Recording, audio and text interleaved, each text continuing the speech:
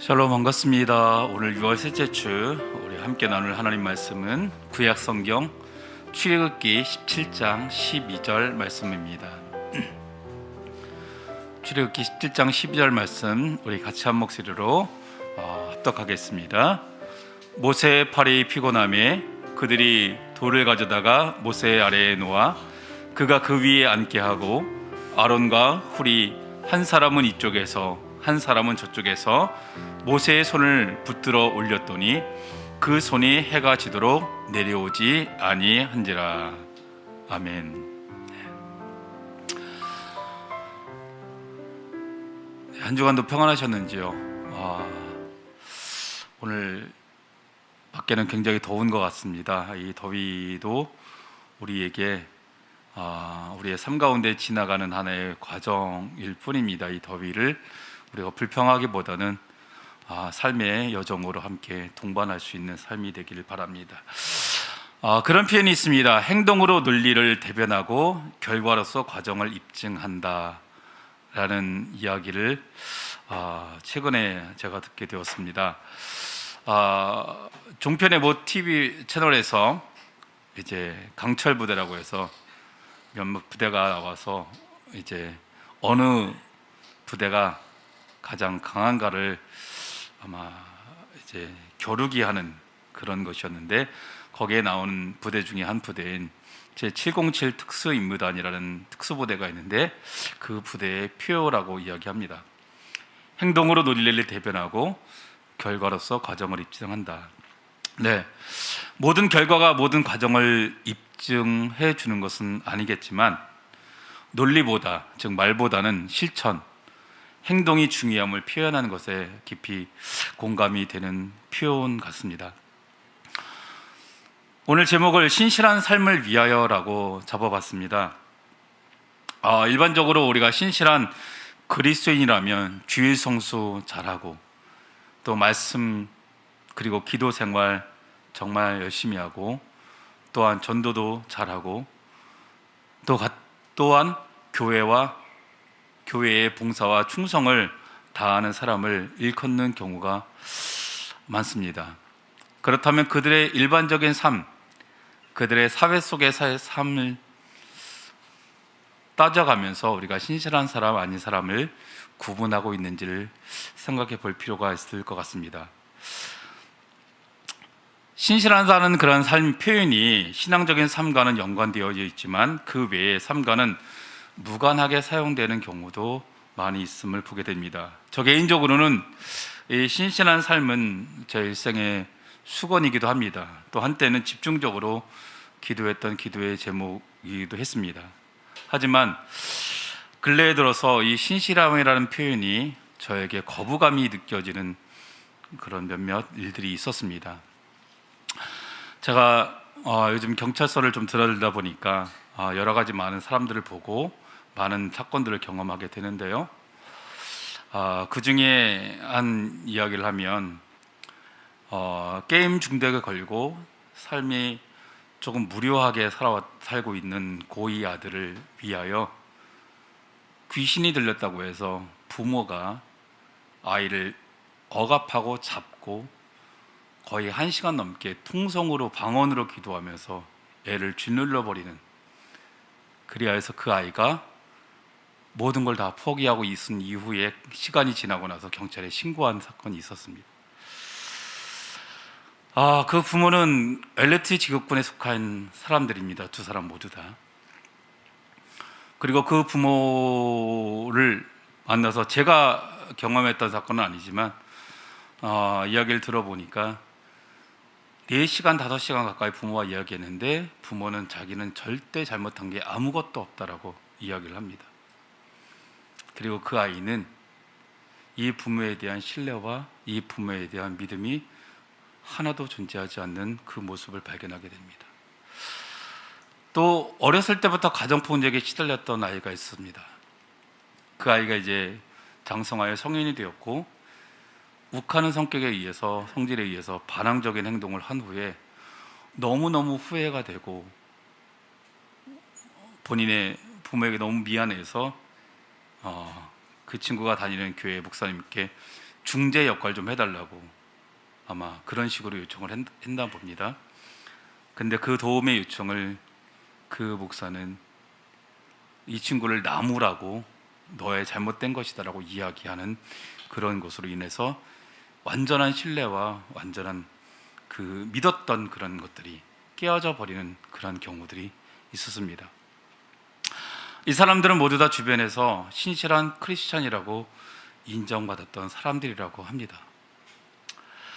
코로나19 이후에 신실한 그리스도인의 삶이 어떠해야 하는지에 대한 고민이 늘 있어 왔습니다.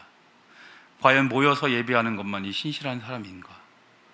교회라고 하는 예배당이라고 하는 곳에 모여서 함께 모여 예배하는 것만이 진실한 예배인가? 수많은 사람에게 고통과 아픔을 안겨주는데도 끊임없이 모여하는 것이 기독교의 본분인가? 아직 그 해답은 저에게는 없습니다. 다만 신실한 삶을 살기 위해 성령님의 인도함을 받고자 하는 그러한 간절한 마음뿐입니다. 오늘 본문은 여호수아가 군대를 이끌고 아말렉과 전쟁을 할 때 모세가 산 꼭대기에서 하나님의 지팡이를 잡고 손을 들면 이스라엘이 이기고 손을 내리면 아말렉이 이기는 장면이 연출됩니다. 이때 모세와 함께 있었던 사람들이 아론과 훌이죠. 그래서 아론과 훌이 모세를 돌에 앉히고 양쪽에서 한 팔씩 잡고 해가 질 때까지 손이 내려오지 않도록 하여 아말렉과의 전쟁에서 승리하게 되었다라는 이야기입니다. 그렇다면 오늘 본문과 신실한 삶과는 무슨 연관이 있을까요? 신실하다는 그런 표현이 히브리적인 표현으로는 에무나라고 하는 표현을 사용합니다. 그 의미는 믿음, 충성, 또 신실함이라고 하는 뜻을 가지고 있다고 합니다. 에무나라는 단어가 처음 사용된 곳이 바로 오늘의 본문입니다.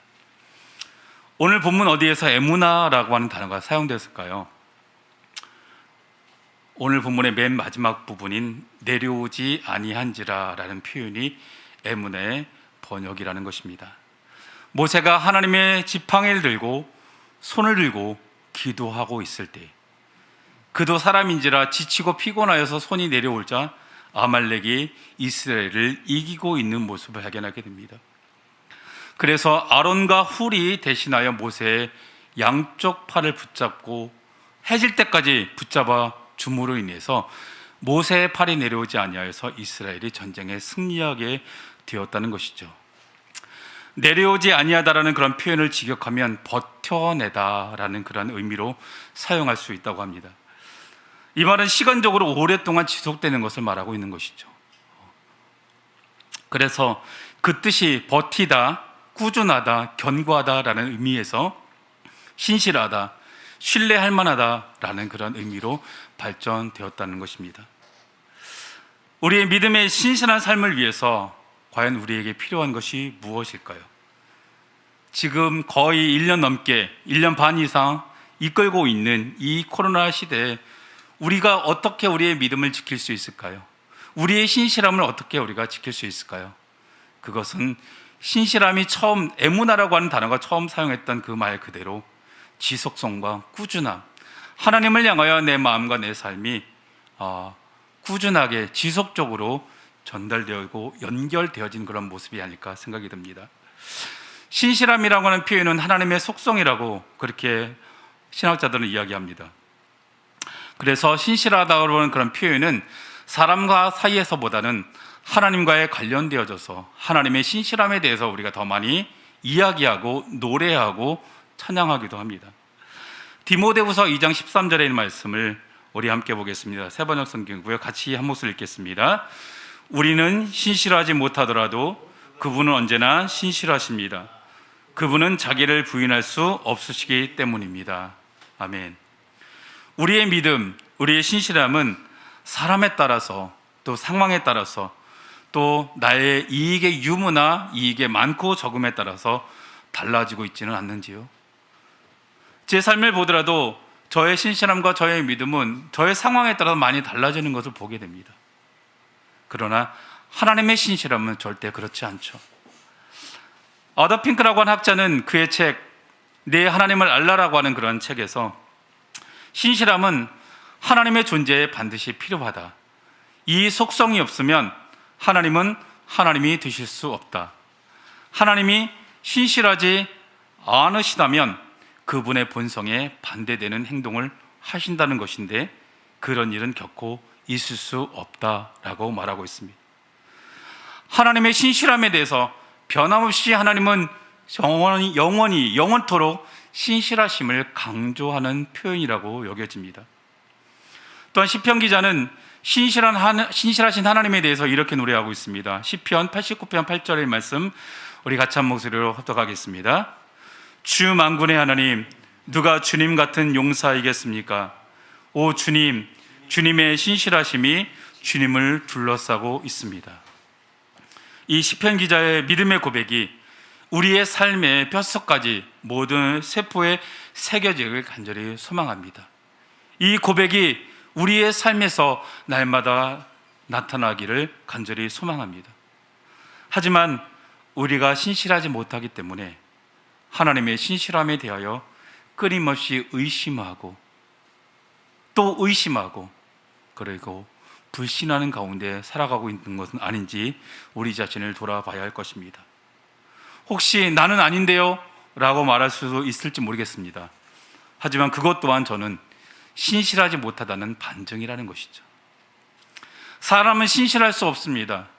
하나님의 신실함을 닮아가고자 하는 욕망과 욕심과 열정과 열심은 낼 수 있어도 하나님의 신실함을 우리가 쫓아갈 수 없습니다. 그렇다 할지라도 우리가 하나님의 신실하심을 의심한다는 것 자체는 우리가 하나님을 온전히 신뢰하지 못하고 믿지 못하는 것과 다를 바 없다고 생각이 됩니다. 에무나라고 하는 그 단어의 그 동사 원형은 아만이라고 하는 단어를 사용합니다. 이 아만의 의미는 믿는다라는 의미를 갖고 있습니다. 이 단어가 처음 사용된 곳은 창세기 15장 6절의 말씀입니다. 아브라함이 여호와를 믿으니 여호와께서 이를 그의 의로 여기시고 라고 기록하고 있습니다. 아브라함의 믿음을 여호와 하나님께서는 그 믿음을 아브라함의 의로 인정하셨다라고 성경은 이야기하고 있습니다. 오늘 저와 여러분의 믿음이 우리의 의로 인정을 받고 있습니까? 지금 나의 삶은 하나님의 신실한 자녀로 인정을 받고 있는지요? 나의 삶이 나의 믿음의 삶으로 신실한 삶으로 인정을 받고 있는지 우리 자신을 한번 돌아봐야 할 것 같습니다. 하나님과 동행하는 에녹의 꾸준함과 버텨내고 견뎌냈던 그의 삶에서 신실한 하나님 백성의 삶을 보게 됩니다. 모세가 견뎌내었던 에무나는 아론과 훌이 함께하였기 때문에 가능했을 것입니다. 혼자의 힘으로는 신실한 삶을 지속할 수 없음을 이 짧은 구절에서 표현하고 있는 것이 아닌가 생각이 듭니다. 혼자 지속하여서 버텨내고 꾸준히 그것을 참아내고 견뎌내는 것이 얼마나 힘들고 어려운 것인가를 이야기하고 있는 것입니다. 모세의 팔이 올라갔을 때 견딜 만큼 견디다가 쓰러지고 점점 내려갈 때에 그 주변에 아론과 훌이 있었고 그의 팔을 잡아줌으로 인해서 전쟁에서 승리할 수 있도록 해주었던 그 지속 가능했던 그 이유가 바로 함께하는 동역자, 함께하는 협력자가 있었기 때문에 가능하지 않았을까 생각합니다. 여호수아와 군대에게 모세가 있었고요, 모세에게는 아론과 훌이 있었습니다. 그리고 저와 여러분에게도 우리 모두에게도 모세와 아론과 훌과 같은, 그리고 여호수아와 아니면 그의 군대와 같은 그러한 협력자들이 분명히 있을 것입니다. 그들로 인해 견뎌내고 버텨내어 신실한 삶을 살아낼 수 있는 것이라 생각됩니다. 하나님에 대한 믿음, 하나님의 공동체와 연결됨이 신실한 삶을 살아가게 하는 힘이 된다고 생각이 됩니다.